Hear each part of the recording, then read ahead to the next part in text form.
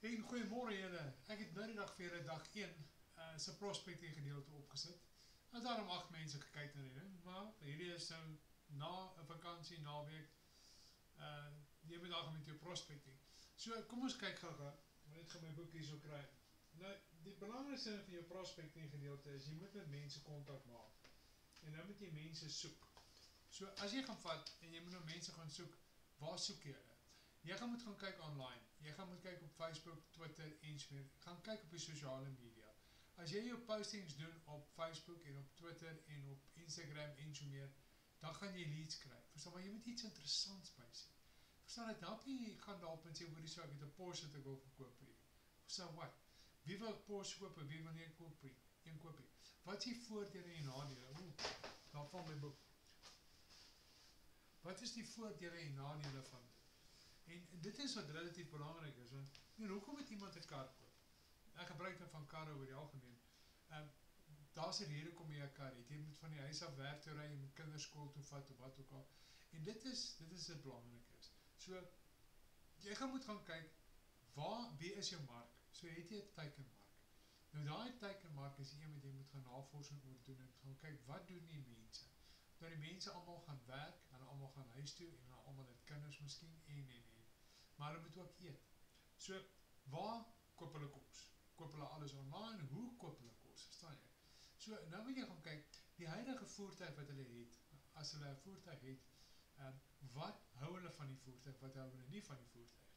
Is daar probleme met die voertuig? Jy weet ek het nou 'n posting opgesit op TikTok van as jy die mense oor 'n lang naweek weggaan, of hulle hou van die kar of hulle hou nie meer van hulle kar nie, verstaan? Dit is relatief belangrik. Jy moet regtig jou kant bring en dan moet jy gemaak 'n lys van areas waarop jy gefokus wil wees. So as jy byvoorbeeld 'n Toyota wil verkoop of 'n BMW of wat ook al, gaan kyk wat hou die mense van. Nou dit is 'n belangrike gedeelte en dit is waar die tegnologie lekker inkom. Ek gebruik AI verskriklik baie. Want AI het al die inligting, verstaan nou. AI gaan en hy kyk daai stelsel gaan deur die internet oor die algemeen. So ek gaan kyk daarna. Die prospecting is belangrik, verstaan ek. Ek so vanaf volgende week met 'n ander handelaar gepraat. Die een gedeelte van hulle besigheid is aan die gang, die ander gedeelte is dood. Maar wat doen die verkoopsmense self gedaan? Nou as jy 'n verkoopspersoon is, kry jy die prospecting stelsel. Nou my prospecting stelsel hardloop online op Google Drive en ek gee hom verniet vir 2 weke, verstaan, vir mense wat die ding kan toets en hulle kan kyk werk dit vir hulle of nie, verstaan, van daar af kan wie ook al hulle eienaar of wat ook of weer ook al werk, dan betaal elke maand om die stelsel te gebruik as hulle daarvan hou. Maar het gaan oor jou. Nou, prospecting is belangrik. So, ek maak vinnig 'n videoklip van môre, dis my volgende dag hier, nie dag 1 het ek al gedoen, hier is nou dag 2, en gaan dit wat ek genoem het vandag, begin daarmee ook, verstaan, dis dag 2.